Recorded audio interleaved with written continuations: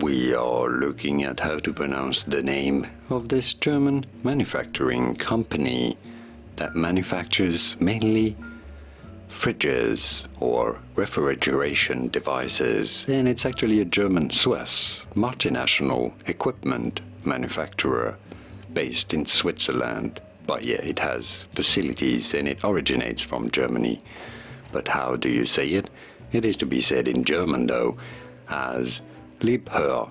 Liebherr. In English it is normally pronounced as Liebherr.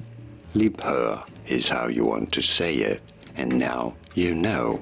Here are more videos on how to pronounce more interesting names and brand names, including from Germany, whose pronunciations aren't always obvious. Many get them wrong.